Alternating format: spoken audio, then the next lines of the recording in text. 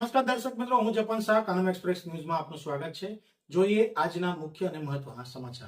લિંબાયત વિસ્તારમાં ડબલ હત્યાકાંડ મામલે પોલીસની ઝડપી કાર્યવાહી. છેડતીના મુદ્દે 2 વ્યક્તિઓની હત્યા કરનાર આરોપીઓને રિકન્સ્ટ્રક્શન કરાયું. લિંબાયત પોલીસે આરોપીઓને ઘટના સ્થળે લઈ જઈ પંચનામું અને ક્રાઇમ સીનની રિકન્સ્ટ્રક્શન કર્યું. હત્યાના આરોપીઓને ગણતરીના કલાકોમાં ઝડપી પાડી પોલીસે દાખવી કામગીરીની તાકાત. આરોપીઓને કડકમાં કડક સજા થાય તે દિશામાં પુરાવા એકત્ર કરવાની કાર્યવાહી તેજ. પોલીસની કાર્યવાહી, સ્થાનિકોમાં ખુશીનો માહોલ. લિંબાયતના લોકોએ પોલીસની કામગીરીને બિરદાવી. લિંબાયત પોલીસે જિંદાબાદના નારા સાથે લોકોનો સમર્થન ઉમટ્યું. રિપોર્ટર પ્રજ્ઞેશ શિરફરા. લિંબાયત પોલીસ સ્ટેશનમાં 2020-2026 મુજબનો ગુનો છે દાખલ થયેલો. ગુનાની હકીકત એ મુજબની છે કે આ ગામના જે ફરિયાદી છે એમના દીકરી જે પોતાના ઘરે હાજર હતા, કમળનગર આવાસની અંદર. એ દરમિયાન વોટિંગનો દિવસ હોવાથી પૂરા પરિવાર વોટિંગ માટે ગયેલા. એ દરમિયાન દીકરી પોતાના ઘરે હાજર હોય એ દરમિયાન એમની બાજુમાં રહેતા આ ગામના જે આરોપી છે, આરોપીનો સગીર ભાઈનો જે દીકરો છે, એને આ કામના જે ફરિયાદી છે એમની દીકરીની છેડતી કરેલી.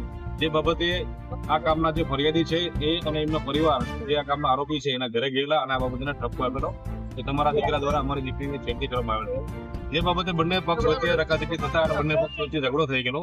એ ઝઘડા દરમિયાન જે ફરિયાદી છે એના પતિ અને ફરિયાદીના જે નણંદોઈ છે અને નણંદોઈનો દીકરો છે, આ ત્રણેય જણાને આ કામના આરોપીઓ પૂરા પરિવારે જે હુમલો કરેલો, જેમાં લાકડાના ચપ્પાના ઘા લગાવેલા અને જે લોકોને સારવાર માટે સિવિલ હોસ્પિટલ દાખલ કરવામાં આવ્યા. જ્યાં સારવાર દરમિયાન જે ફરિયાદી છે એમના પતિનું અવસાન થયેલ અને સારવાર દરમિયાન જે એમના નણંદોઈના દીકરા છે ઇરફાન, એનું પણ અવસાન થયેલ. આ બનાવમાં ટોટલ 2 હત્યાના બનાવવામાં આવેલ છે અને આ કામના આરોપીની ધરપકડ કરવામાં આવે છે અને આજરોજ રિકન્સ્ટ્રક્શન બતાવવામાં આવ્યું.